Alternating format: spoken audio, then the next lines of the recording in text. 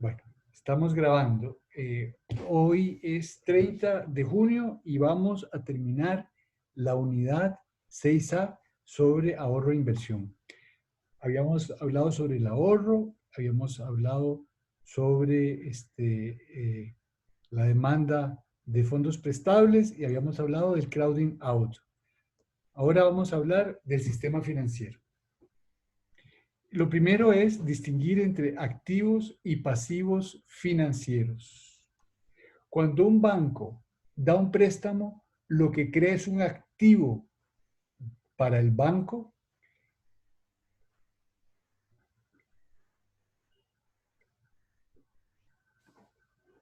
y tenemos dos partes. El propietario de ese activo es quien le presta. Y además tenemos es decir, tenemos el que toma el dinero prestado y el que lo presta, ¿verdad? El que toma el dinero prestado es el deudor y el que lo presta es el acreedor. El banco muchas veces lo que hace es tomar dinero prestado de las personas y entonces el banco es un deudor de las personas porque las personas depositan su dinero en el banco. Las personas que depositan su dinero en el banco son acreedores del banco y el banco es un deudor. Eso es un pasivo del banco frente a las personas.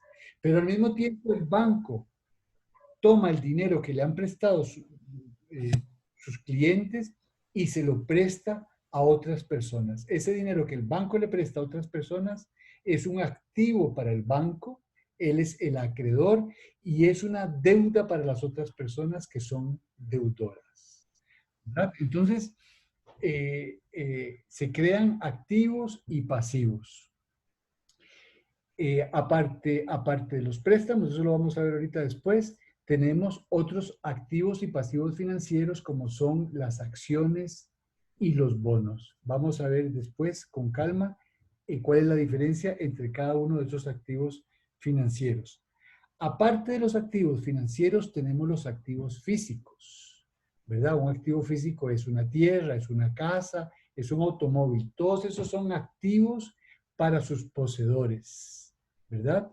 Pero de esos activos físicos no nos vamos a ocupar, vamos a hablar únicamente de los activos financieros, que son en general documentos, títulos que le dan a su poseedor un derecho sobre un ingreso futuro, ¿verdad? Eso es un activo. Cuando yo deposito el dinero en el banco, para mí mi depósito es un activo.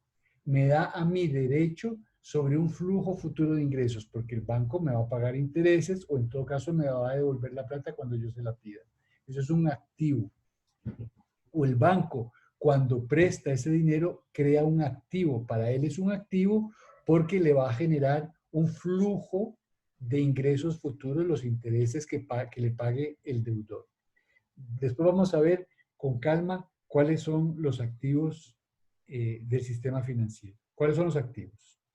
El sistema financiero, llegamos a hablar del sistema financiero porque nos preguntábamos, decíamos que el ahorro es la fuente de financiamiento de la inversión. La inversión se financia con ahorro.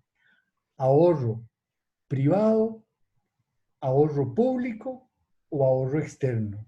El ahorro privado y el ahorro público son el ahorro interno, el ahorro generado por las personas.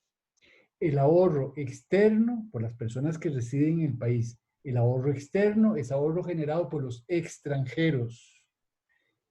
Cuando el ahorro interno no es suficiente, nos prestan ahorro externo para poder hacer frente a las necesidades de inversión que tiene el país, ¿verdad? Y entonces, cuando hay un desahorro interno, ese desahorro interno es compensado por un ahorro externo. Hacíamos la pregunta, si el ahorro financia la inversión, ¿cómo el ahorro se transforma en inversión? Porque las personas que ahorran no son las que invierten. Y hay un conjunto de instituciones que constituyen el sistema financiero, que son las que permiten hacer el puente entre las personas que ahorran y las personas que invierten. El sistema financiero cumple con tres grandes funciones. Reduce los costos de transacción, reduce el riesgo financiero o lo gestiona, y reduce la falta de liquidez o gestiona la liquidez. Con respecto a los costos de transacción, ya habíamos mencionado ese término cuando hablamos de cost.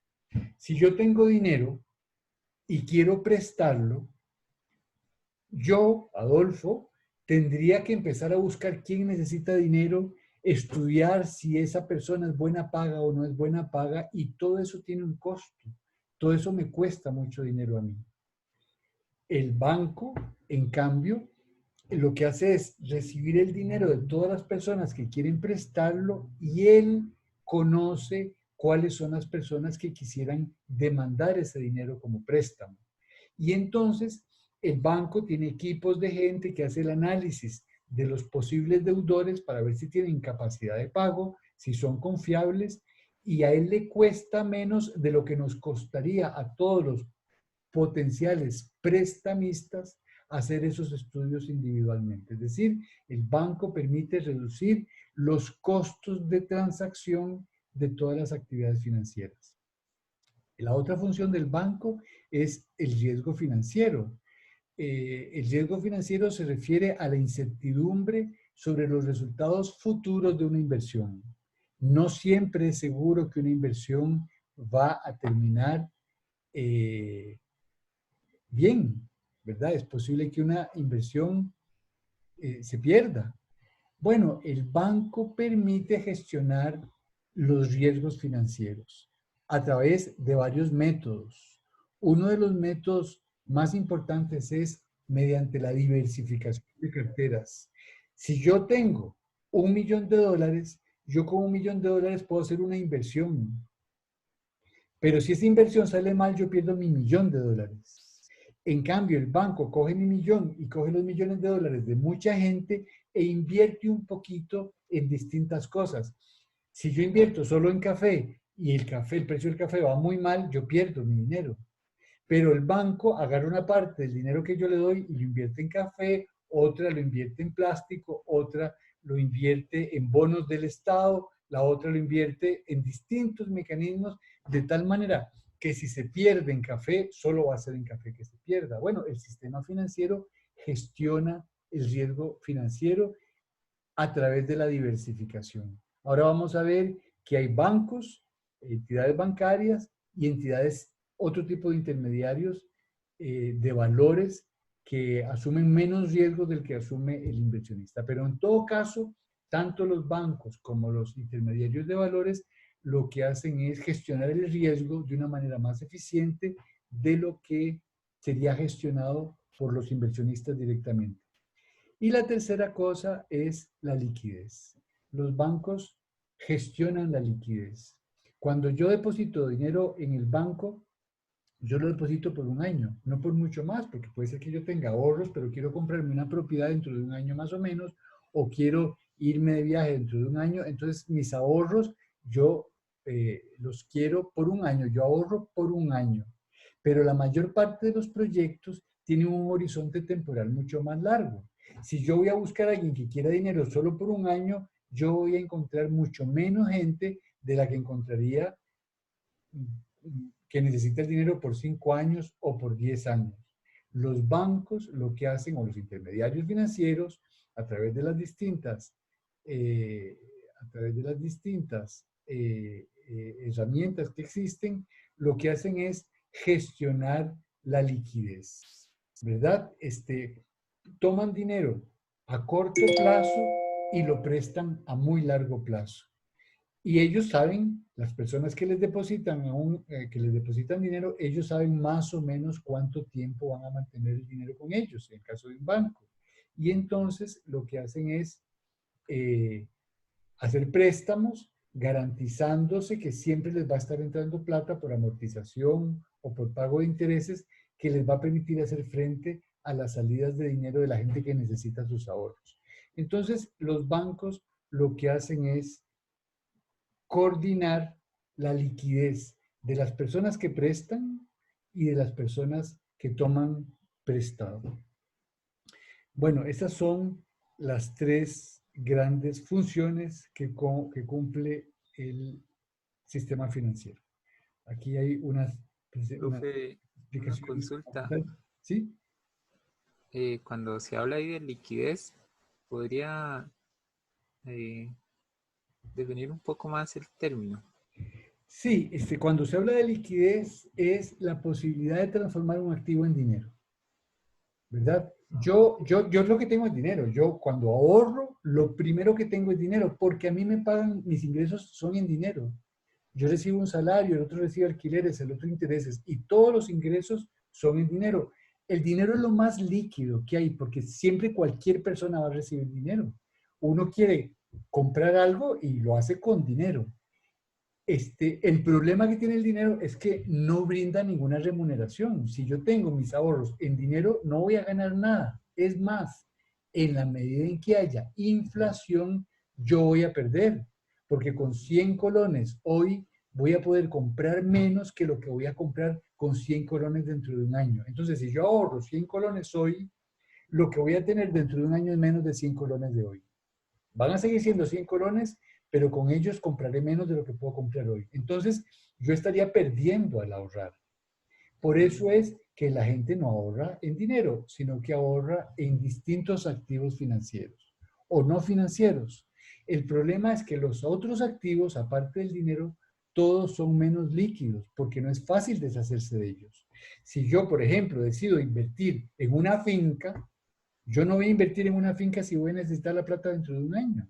Yo la compro hoy y dentro de un año, cuando necesite la plata, no la voy a vender, me va a costar mucho, tal vez pierda dinero, porque es un activo muy poco líquido, es un activo muy rentable, porque la tierra en general siempre aumenta de precio, puede ser que baje en pequeñas coyunturas, pero a largo plazo aumenta de precio, pero es muy poco líquido. En cambio, un bono del Ministerio de Hacienda es más líquido. Yo invierto en un bono y yo con el bono, yo sé que yo lo puedo vender en el momento en que necesite la plata. Entonces, un bono me va a dar a mí un flujo de ingresos positivo, a diferencia del dinero, pero es más líquido que una propiedad. Entonces, eso es la liquidez. Un activo es líquido si puede transformarse rápidamente en dinero, perdiendo poca plata. Eso es un activo líquido. El más líquido de todos es el dinero, porque ni tiene que transformarse ni se pierde plata, ¿verdad? Y de ahí va uno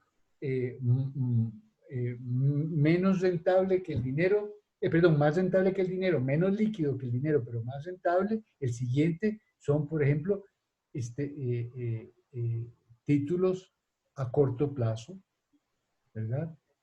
Otros menos líquidos, pero más rentables son títulos a largo plazo, y así sucesivamente. ¿Te queda claro qué es la sí, liquidez? sí, muchas gracias. ¿Y por qué los bancos participan? Por qué el sistema financiero facilita la gestión de la liquidez? Porque permite que fondos ahorrados de corto plazo sirvan para hacer préstamos de largo plazo. Por ejemplo, si yo compro una acción, yo tengo mi ahorro y compro una acción. Al comprar una acción estoy comprando una empresa. Lo que pasa es que yo no voy a quedarme hasta que la empresa cierre dentro de 30 o 50 años. Yo voy a necesitar ese dinero antes. Ese dinero con el que yo compro la acción le llega a la empresa y la empresa lo usa para financiar su nueva fábrica, por ejemplo. Ese financiamiento es un financiamiento de largo plazo. Sin embargo, si yo necesitara la plata, puedo agarrar esa acción y venderla. Es más fácil vender esa acción que vender la empresa. Entonces, mediante la emisión de acciones se gestiona la liquidez. Yo voy a dar dinero que yo necesito dentro de un año, dentro de 5 años, que va a ser utilizado por una empresa que lo va a usar durante 20 o 30 años. Ese es un ejemplo de cómo el sistema financiero realiza la gestión de liquidez. Hace compatibles las necesidades de gran liquidez de los ahorrantes con las necesidades de gran estabilidad en los fondos de los inversionistas. Hay tres grandes tipos de instrumentos financieros: los préstamos, los bonos y las acciones.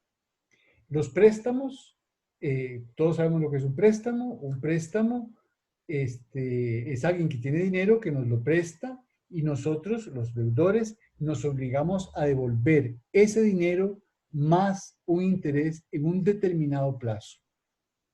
El dinero sigue perteneciendo a quien nos lo prestó, y nosotros tenemos una deuda con esa entidad o esa persona que nos prestó el dinero. Los bancos funcionan así. Los bancos toman dinero prestado a sus clientes y lo prestan a sus clientes, ¿verdad? Toman dinero de sus acreedores, de las personas que ahorran, que tienen cuentas corrientes o cuentas de ahorro, y lo prestan a las personas que piden prestado al banco. Esos son los préstamos. Además están los bonos. Los bonos son una especie de préstamo, pero documentado. Es decir, son préstamos que pueden ser negociados en el mercado secundario. Una empresa necesita que le presten dinero y lo que hace para ello es vender un bono. Al vender el bono, si yo compro el bono, yo que tengo ahorros, compro el bono, ese bono me dice, yo lo compro a un determinado precio y tiene escrito el bono cuál es el monto que me van a dar a mí al final del periodo. Ese es el valor del principal, lo que me van a dar cuando se vence el bono. Me dicen cuándo se vence y me dicen cuáles intereses me van a pagar mientras tanto. Ahora, ese título que yo tengo, que se llama bono, es exactamente igual que un préstamo, solo hay una diferencia. Y es que si yo necesito la plata antes, voy y lo vendo en el mercado secundario, donde se compran y se venden bonos. Eso es un bono. Y luego, el tercer tipo de acción, eso, el Ministerio de Hacienda, por ejemplo, emite bonos. Los bonos que emite el Ministerio de Hacienda todas las semanas en una subasta son préstamos, son deudas que tiene el Ministerio de Hacienda con los ciudadanos que se los compren. Eso son esos bonos. Entonces, el bono es un documento que representa un préstamo, ¿verdad? Una deuda entre el emisor del bono, quien emite el bono, que es el deudor, y la persona que compra el bono, que sería la que le presta dinero al emisor. Y el tercer instrumento son las acciones. Las acciones son también documentos que representan no una deuda, sino una propiedad.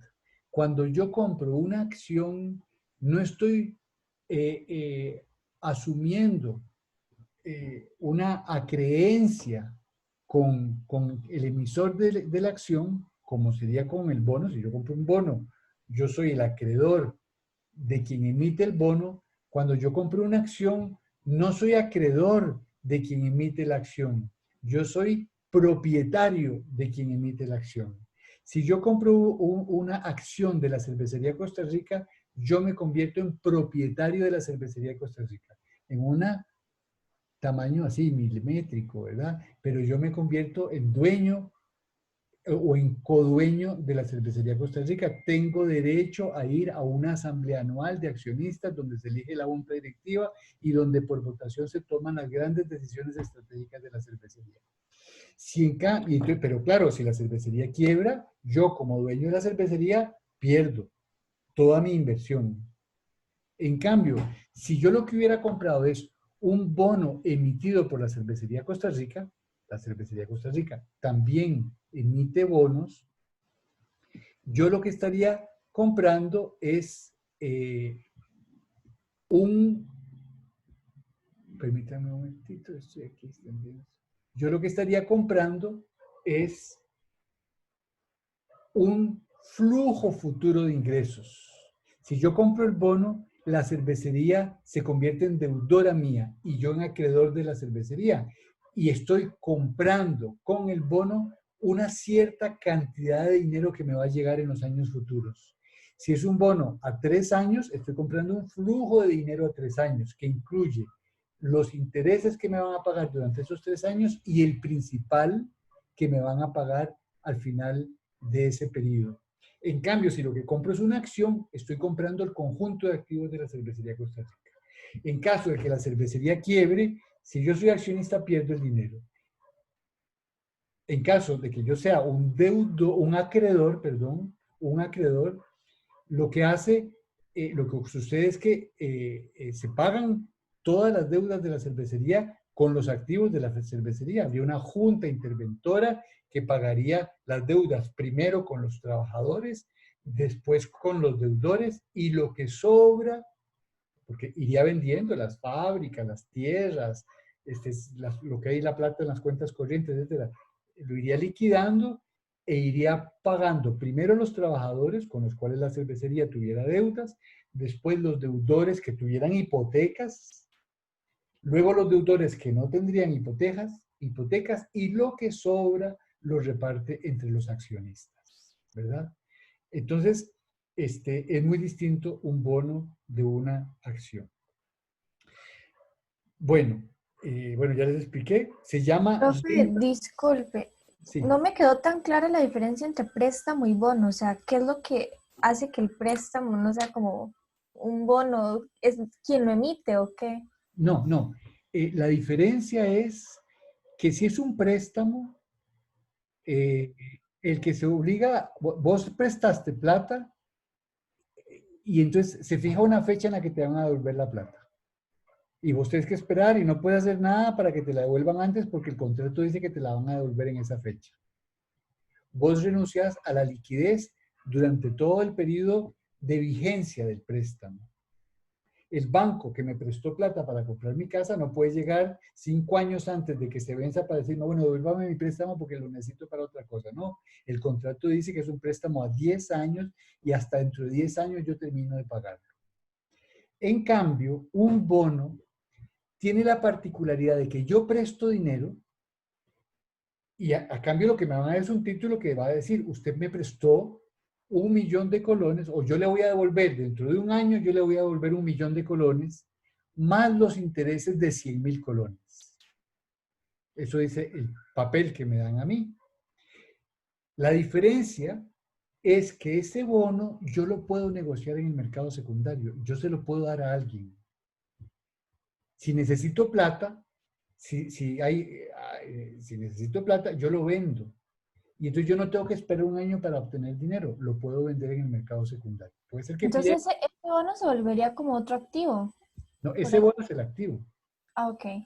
¿verdad? Es el activo. Representa el préstamo. La diferencia es que es negociable. Es también un préstamo porque yo le di la plata a la cervecería Costa Rica, pero yo no se la di, no fue que yo le presté la plata por un año. Se la presté por un año, sí, también. La única diferencia es que si yo la necesito, no tengo que irse a pedir a la cervecería Costa Rica, sino que puedo ir a buscar a Fernanda y digo, mira, Fernanda, vos que tenés plata, no compres, no la metas a un banco, comprame este título y dentro de 6 meses te lo van a pagar. Y entonces negociamos vos y yo el préstamo. Al cabo de un año vos vas con ese título que yo te vendí, te presentas en la ventanilla de la cervecería y la cervecería te va a dar el 1.000.000 de colones que dice el título, más los 100.000 colones de intereses que decía. Y vos y yo negociamos el valor de ese documento. No sé si te queda más claro. Y mucho más claro. Gracias. Se dice que los préstamos y los bonos son de renta fija porque pagan una renta, generan un ingreso fijo, una tasa de interés de un cierto monto, mensual, trimestral o anual, que está pactada al inicio del contrato. En cambio, las acciones son una renta variable porque depende porque la acción no paga intereses. es la asamblea de accionistas. Primero hace falta que la empresa genere ganancias. Y después hace falta que la asamblea de accionistas decida si las reparte o las invierte. Yo no tengo garantía cuando compro una acción de que me va a estar entrando plata cada cierto tiempo. Depende, si la empresa pierde, esa acción más bien va a perder su valor. Y si gana, hace falta que los accionistas estén dispuestos a repartir. Entonces, es una renta variable porque depende de varias circunstancias. Eso es lo que se llama renta variable.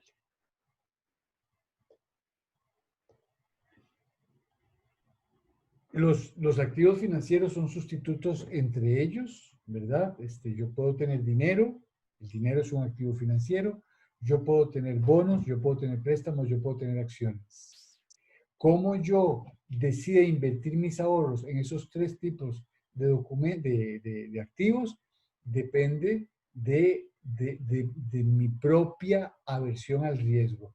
Si yo soy arriesgado, si estoy dispuesto a asumir grandes riesgos, esperando tener una rentabilidad más alta, yo voy a invertir en activos más riesgosos. Si yo, en cambio, quiero una estrategia más conservadora porque me preocupa mucho perder la plata, voy a seguir una estrategia de inversión más conservadora, que posiblemente en esperanza sea menos rentable, pero más segura.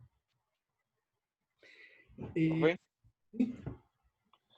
me queda la duda de, digamos, en el caso de los instrumentos financieros, la mercadería a crédito, ¿no se evalúa al ser macroeconomía?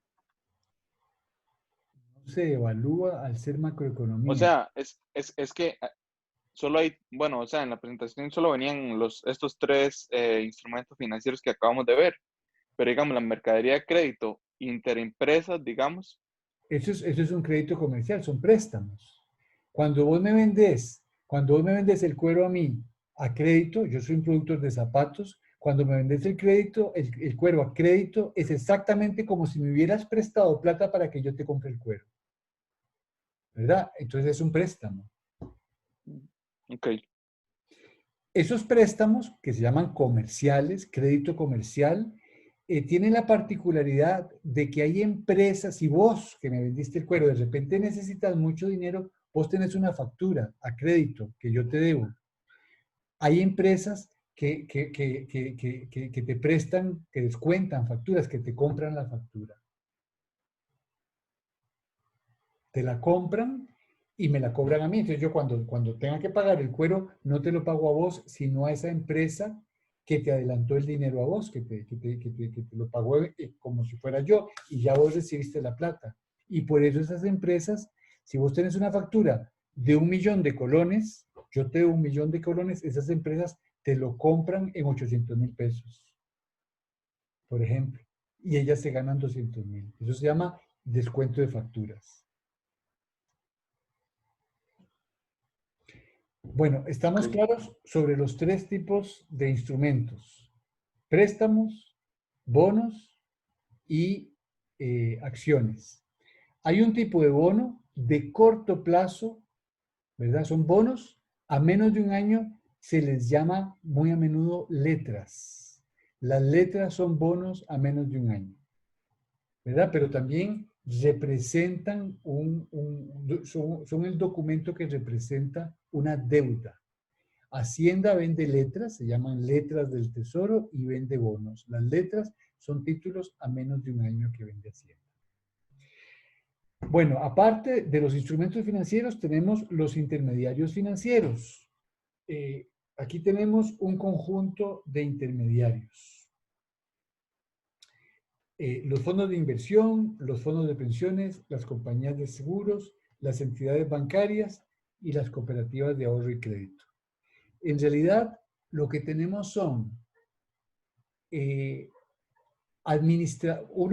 son administradores de carteras. Hay otro, digamos, que tal vez haga falta. Yo soy un inversionista, yo puedo tener una cartera individual.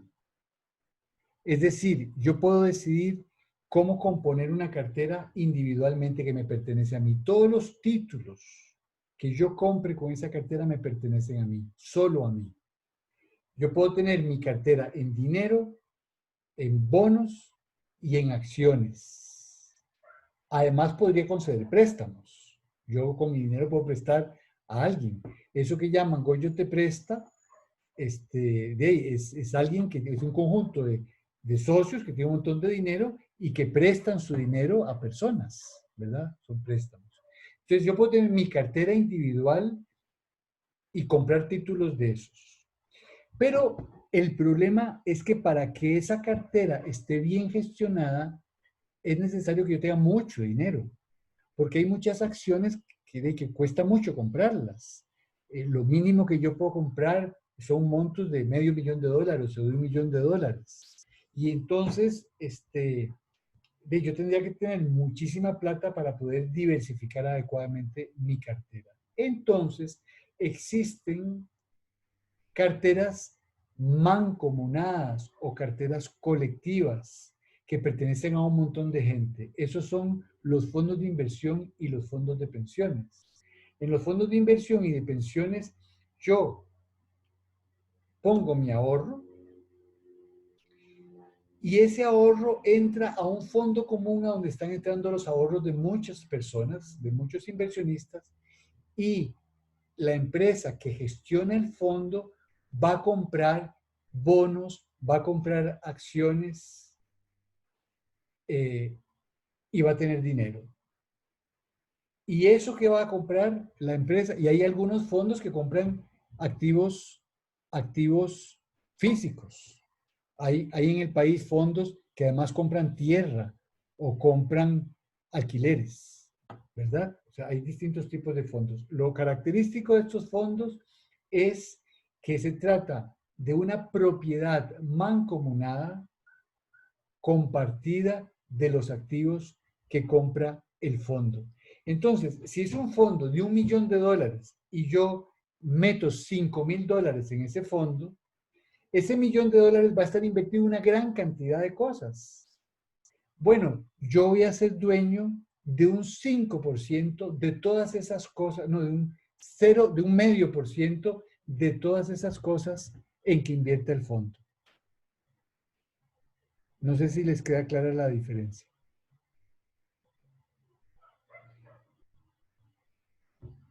¿Estamos? ¿Qué sería un... Sí, profe. Eso es un fondo de inversión o un fondo de pensiones. Los fondos de pensiones tienen dinero invertido en un montón de títulos, títulos del gobierno, títulos de empresas privadas, en acciones. Bueno, en Costa Rica no, porque en Costa Rica los fondos de pensiones no pueden invertir en varios de esos títulos. Pero puede invertir en un conjunto de títulos. Y yo no soy dueño de todos esos títulos, porque yo soy solo uno de miles de inversionistas. Yo soy dueño de un porcentaje de esos títulos que corresponde con el porcentaje que mis ahorros representan dentro de todos los ahorros que han invertido en el fondo. Eso es un fondo de inversión y un fondo de pensiones. Son intermediarios. Otros son las compañías aseguradoras. Cuando yo compro un seguro de vida, en realidad yo estoy haciendo un ahorro que me van a devolver cuando yo me muera. No me lo van a devolver a mí, sino a mis beneficiarios, a quienes yo defina como herederos. Pero es un dinero que yo estoy ahorrando exactamente como en un fondo de pensiones o en un fondo de inversión. Y lo voy a recibir en un cierto momento del tiempo, ¿verdad? Eso es un ahorro de vida. Entonces las compañías aseguradoras agarran toda la plata que reciben de las primas de sus asegurados y lo que hacen con ellas es invertirlas en acciones o en bonos. Luego tenemos las entidades bancarias, que lo que hacen es recibir dinero del público y prestarlo, son también intermediarias, ¿verdad? Aquí ellas intermedian deuda, no negociable.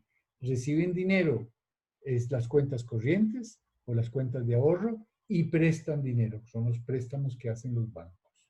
¿verdad? Entonces esos son otro intermediario y las cooperativas de ahorro y crédito que son lo mismo que bancos. Entonces, reciben dinero o ahorro del público y lo prestan. Esos son, aquí se ponen por separado simplemente porque hay muchas y entonces la gente tiene muy claro lo que es una cooperativa, pero serían entidades bancarias. Lo que pasa es que en la regulación nuestra hay una ley distinta que se aplica a las cooperativas que no es la ley que se aplica a las entidades bancarias. ¿Alguna duda sobre esto?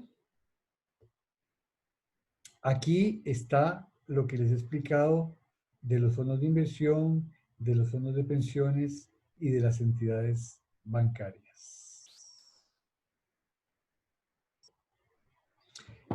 ¿Alguna pregunta sobre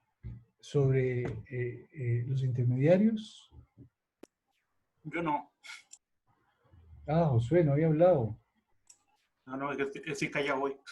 Caray. ¿Alguna otra pregunta? Sofía también está callada, seguro no está hoy. ¿Alguna otra pregunta? Estamos Yo claros en la tengo una diferencia. duda, pero no sé si tiene que ver mucho con el tema. Esos compras que uno hace a tasa cero, se supone que sale al mismo precio, pero entonces imagino que más bien el riesgo a largo plazo se reparte y las cosas valen más de lo que deberían. Bueno, depende. Si vos lo haces a través de una tarjeta de crédito, ¿verdad? Es un préstamo, ¿verdad? El banco o digamos el emisor de la tarjeta te está prestando dinero a vos para que vos compres las cosas. Eso es lo que hace. Y las comisiones, bueno, los bancos, los emisores de las tarjetas cobran comisiones a los negocios a los que les, digamos, a los que se les compra mediante la tarjeta de crédito. En Costa Rica son comisiones que dan vergüenza, ¿verdad? O sea, si vos tenés un negocio y vendés al contado, el precio que recibís es lo que te paga el cliente. Pero si vendés con una tarjeta de crédito, vos recibís el dinero inmediatamente. El cliente lo va a tener que pagar dentro de un mes o dentro de 6 meses. Pero vos lo recibís inmediatamente, solo que el banco o el emisor se deja entre un 4 y un 7% del precio de lo que vendiste. Entonces, todas las transacciones que se hacen con tarjeta le dejan al emisor de la tarjeta una ganancia de entre un 3 y un 7%. En la ley tributaria que se acaba de aprobar, se obliga a todos los negocios a tener un datáfono. Se les obliga a vender con tarjeta. Si llega un cliente con una tarjeta, están obligados a venderle. Al Ministerio de Hacienda eso le sirve porque le cuesta menos rastrear las transacciones, ¿verdad? Detectar si hay alguien que está vendiendo. O sea, lo ideal para Hacienda es que no haya contado, que no haya efectivo. Lo que pasa es que eso genera una enorme rentabilidad para los bancos, ¿verdad? Que son los que poseen ese negocio. Entonces, en Europa, esas comisiones son muy bajas, son de 0,5%. Y aún así, los europeos no aceptan tarjetas, ¿verdad? Hay un montón de negocios en Europa cuando uno va a pagar y es solo efectivo, porque ni siquiera quieren pagarle ese 0,5% al banco. Aquí es un 5% lo que hay que pagarle. Y lamentablemente, el Ministerio de Hacienda en esa ley no estableció que esas comisiones pudieran ser reguladas por el Estado. Lo normal es que esas comisiones sean reguladas por el Estado, que el Estado pueda poner topes máximos a esas comisiones. Porque un 5% excede con muchísimo tanto el costo del datáfono como el costo del dinero que los bancos prestan, porque 5% estamos hablando de una tasa de interés de un 60%, aparte de lo que le cobran al cliente si no paga el contado. Entonces, eso es un enano de otro costal, efectivamente. Sí, sí. Ok, gracias.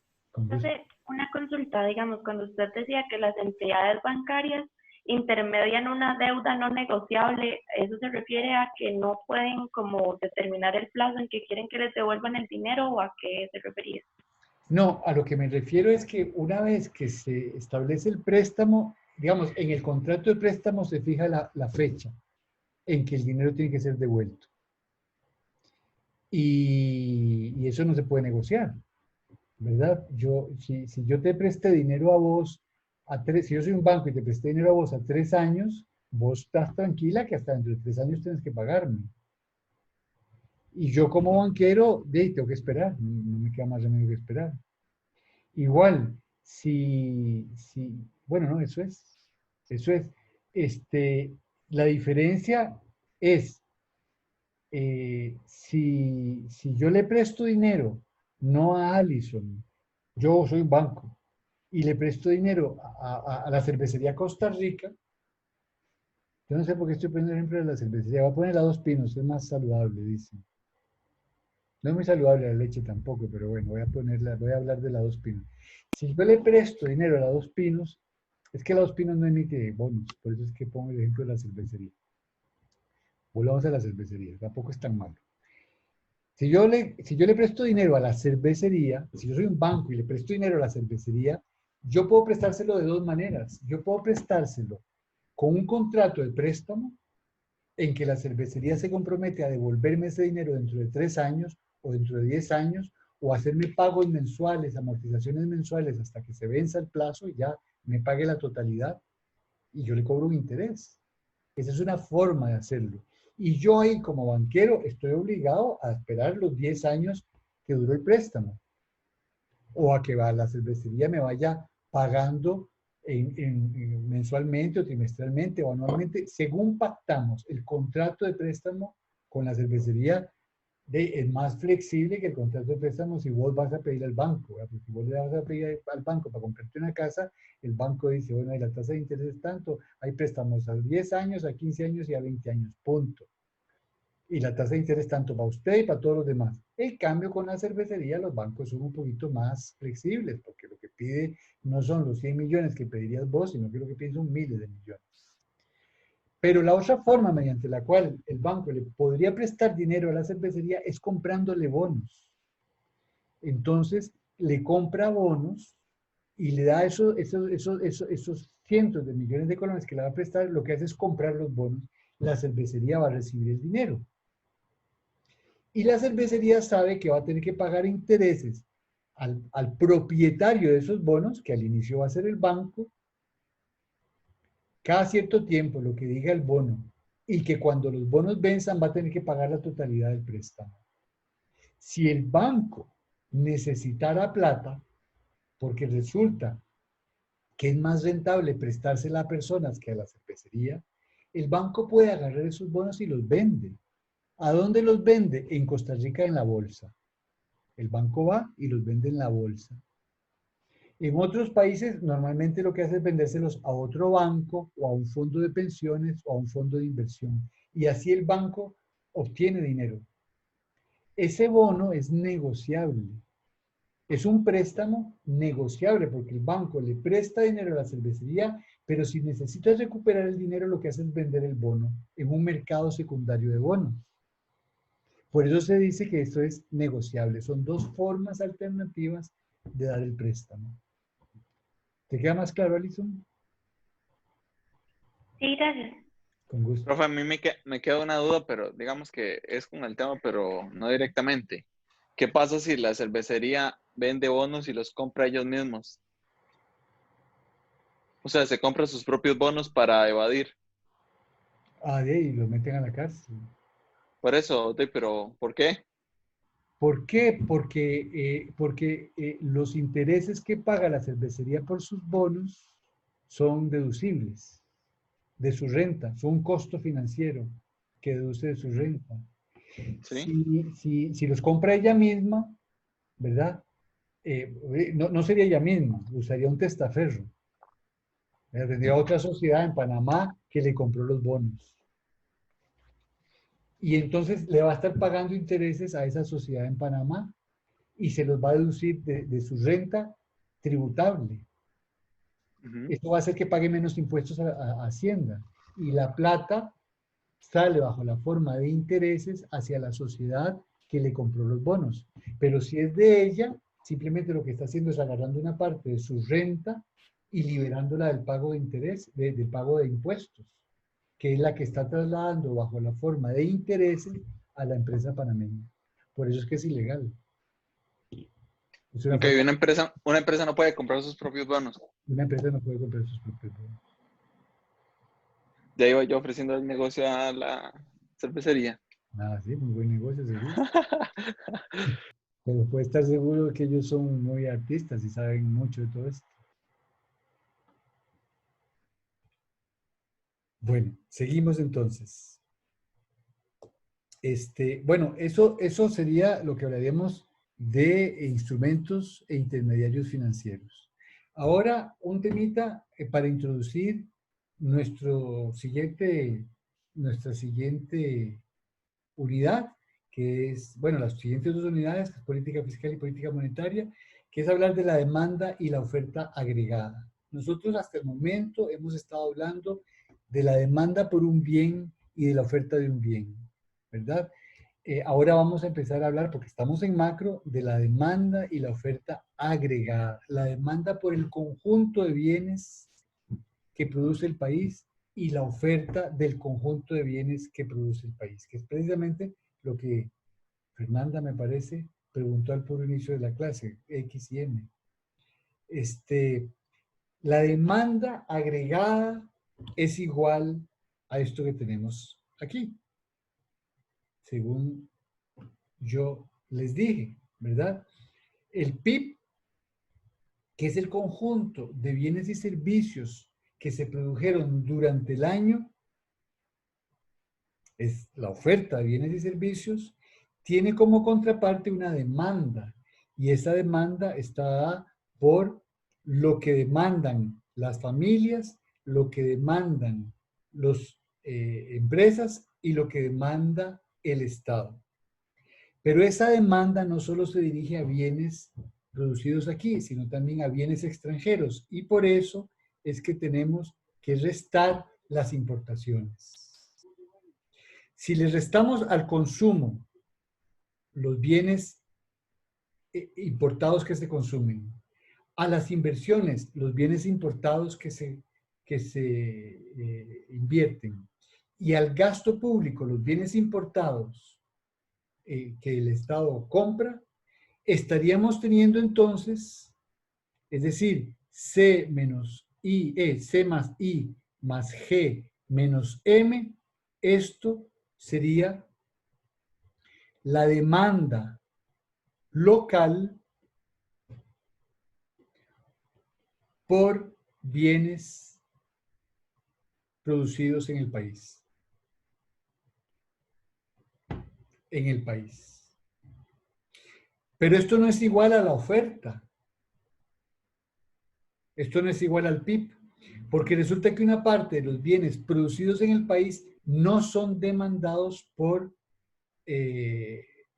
las familias, las empresas y el Estado, sino que son demandados por extranjeros, las piñas que se exportan, por ejemplo, o los servicios turísticos de turistas que vienen a visitarnos. Entonces, tenemos que sumar, para ver cuánto es el PIB, tenemos que sumarle las exportaciones. Y eso es lo que tenemos en esta filmina que tenemos aquí. Es exactamente lo mismo que le explicaba a Fernanda hace un ratito. Bueno, esto es la demanda agregada, y una de las formas de medición de medir el PIB, como vimos, es por la demanda. La demanda es muy importante porque el Estado puede cambiar la demanda. ¿Cómo la puede cambiar? Mediante la política fiscal y mediante la política monetaria. ¿Cómo cambia mediante política fiscal?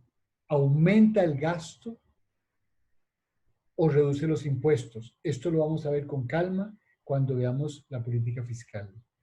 Pero lo que hace el Estado es aumentar la demanda o reducirla. Vamos a ver después eso con más calma. Lo mismo con la política monetaria. El Estado puede, mediante la política monetaria, aumentar la demanda agregada o puede reducirla. Y el Estado, tanto con su política monetaria como con su política fiscal, va a jugar sobre la demanda agregada para reducir el desempleo o para reducir la inflación. Y eso es lo que vamos a ver próximamente. Entonces, el Estado va a operar sobre la demanda, ¿verdad? Aquí tenemos la demanda.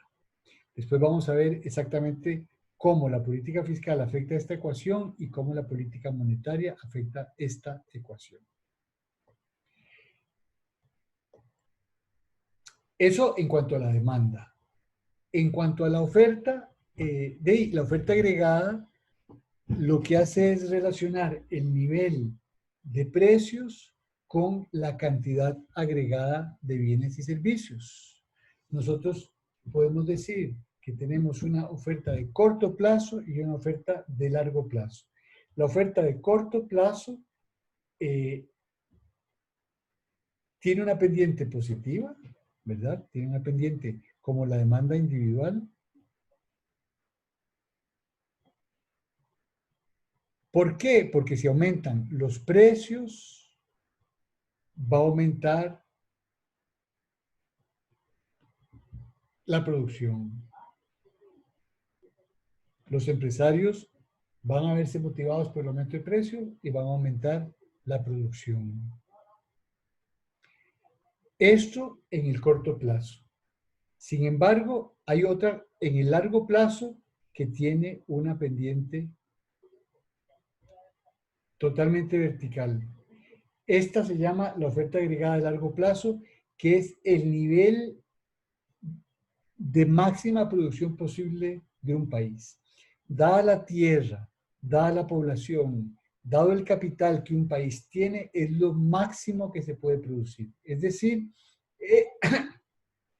esta línea que llamamos oferta de largo plazo constituye la producción máxima utilizando plenamente todos los factores de producción. No hay desempleo de tierras, todas las tierras están ocupadas.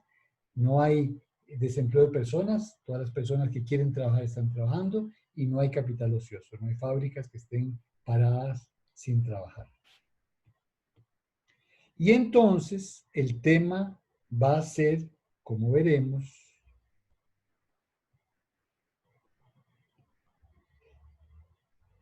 que si el equilibrio de corto plazo está muy lejos del equilibrio de largo plazo, va a haber mucho desempleo. Pero eso lo vamos a ver en las dos. Entonces, lo que hace el Estado es, en un caso así, tratar de aumentar la demanda para que se reduzca el desempleo. El problema es que al hacer eso van a aumentar los precios. Y por eso el Estado tiene un trade-off entre empleo y precios. Promover más empleo puede tener efectos inflacionarios. Y luchar contra la inflación puede generar desempleo.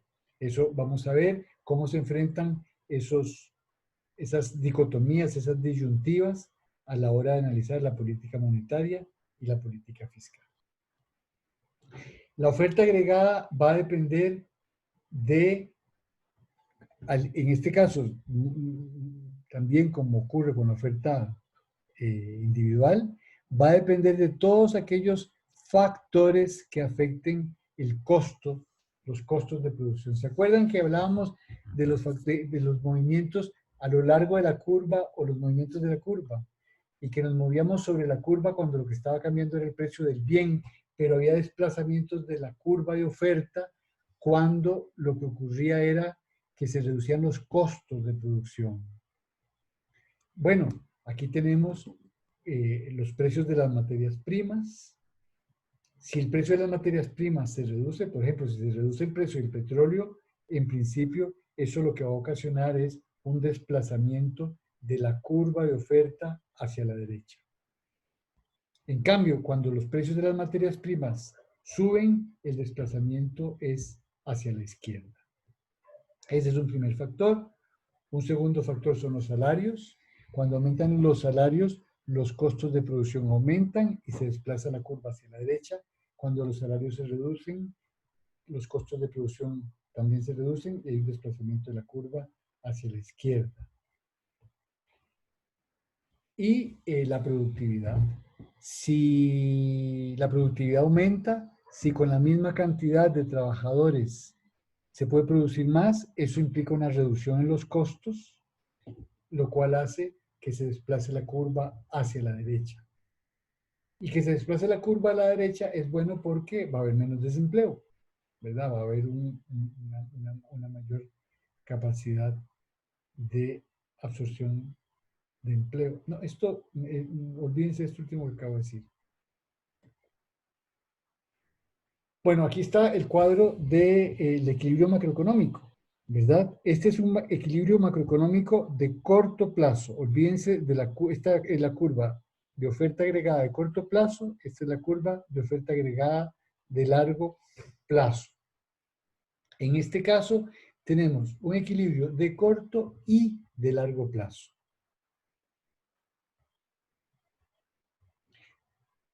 Es de corto porque tenemos que la demanda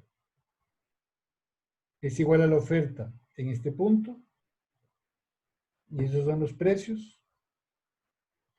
Es de largo plazo porque la demanda es igual a la curva de oferta de largo plazo y esto coincide en este punto. En este punto tenemos la curva de oferta de largo plazo y la curva de oferta de corto plazo. Si eso ocurre, estamos en la situación ideal. Esta es una situación de equilibrio de corto plazo y de largo plazo. Profe, en este caso el desempleo sería nulo. El desempleo sería nulo exactamente, porque todas las personas que quieren trabajar están trabajando. En cambio, en esta situación, no es lo que vos decís, Emanuel. En esta situación tenemos un equilibrio de corto plazo a un nivel de ingreso inferior al equilibrio de largo plazo. Es decir, que hay una parte de los recursos productivos de la economía que están desempleados. Podríamos producir más de lo que estamos produciendo. Y para los economistas, eso lo que significa es que tendríamos que producir más, ¿verdad? Es decir, si se puede producir más, es mejor producir más. Ese es un, digamos, principio importante para los economistas. No siempre es así, ¿verdad? Muchas veces produciendo más no necesariamente se está mejor, pero ya eso es una reflexión que no es necesariamente económica. En todo caso, esta situación no es una situación de equilibrio. Para que fuera una situación de equilibrio de corto y largo plazo, sería necesario que la curva de demanda se desplazara hacia la derecha. Y eso es lo que va a tratar de hacer la política fiscal y la política monetaria. ¿Alguien me va a hacer una pregunta? Sí, yo, profe, en este caso, digamos, estas gráficas nunca pueden representar una sobreexplotación de la tierra, digamos. Nunca puede estar la pendiente de largo plazo a la izquierda del punto de equilibrio. Bueno, eso es una muy buena pregunta. Lo que ocurre es que muchas veces, cuando uno dice que los recursos están plenamente explotados, uno vuelve a ver las montañas que hay en el país llenas de bosques y esos bosques no generan ingresos, a nadie le generan ingresos. Bueno, hay gente que viene aquí por turismo gracias a nuestras montañas, pero no generan ingresos directamente a sus propietarios. Y entonces, esas montañas le aportan algo al país que no se refleja en el Producto Interno Bruto. Si en cambio taláramos todos esos árboles, esa madera ya le aportaría riqueza al país. Crecería el PIB si taláramos todos esos árboles. Y si además sembráramos ahí piña durante 10 años, los 10 años que durarían esas montañas antes de no servir para nada, eso haría que el PIB crezca todavía más. Entonces, la pregunta de qué significa que los recursos estén plenamente empleados es una pregunta que tiene connotaciones políticas y connotaciones éticas, ¿verdad? Entonces, muchas veces los economistas se van en esta pregunta diciendo, bueno, no consideremos la tierra, porque no necesariamente hasta la última pulgada de tierra tiene que estar utilizada para que el país esté bien. Entonces, generalmente se habla del capital y del trabajo. Si hay personas que están dispuestas a trabajar y no están trabajando, eso lo que quiere decir es que la producción es menor de lo que podría ser si esos recursos productivos que son los trabajadores desempleados se incorporaran al trabajo. Lo mismo con el capital. Si tenemos fábricas que están trabajando solo 5 días a la semana en vez de estar trabajando 3 turnos, 7 días a la semana, quiere decir que el país podría producir más aún de lo que está produciendo. Y ahí el tema se vuelve menos polémico que si incorporamos la tierra. Ok. Por eso, pero digamos, entonces esta gráfica nunca va a mostrar la pendiente del largo plazo, de la oferta agregada de largo plazo, a la izquierda del punto de equilibrio.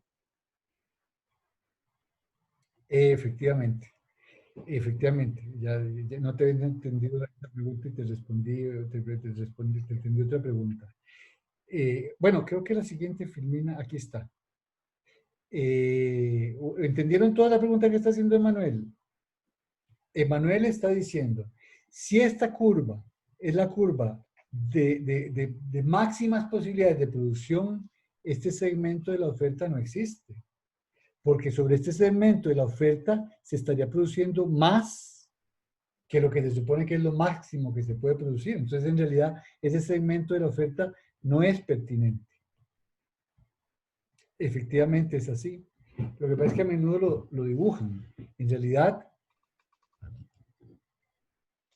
realidad, lo que deberíamos tener es que la curva de oferta tenga esta forma.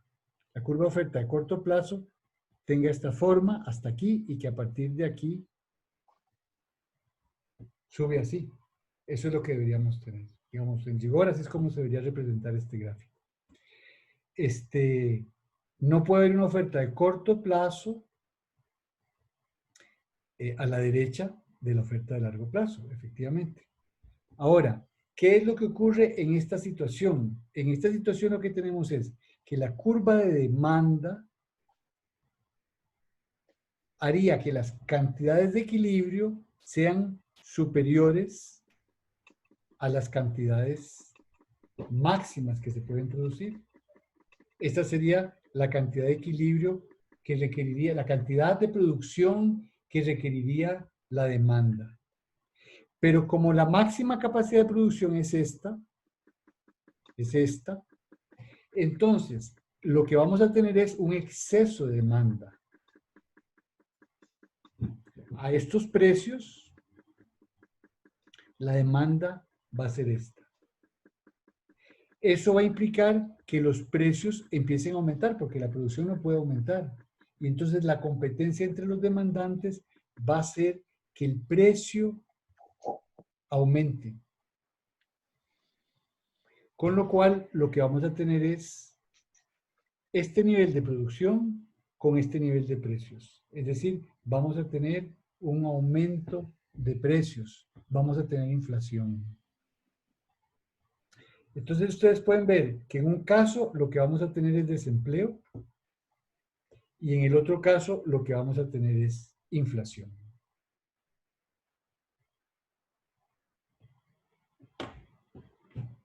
No sé si les queda más o menos claro la dicotomía. Después vamos a verlo con más calma a la hora de aplicar la política monetaria y la política fiscal. ¿Entienden este gráfico? Más o menos, pero ahí estudiando lo que entiende mejor.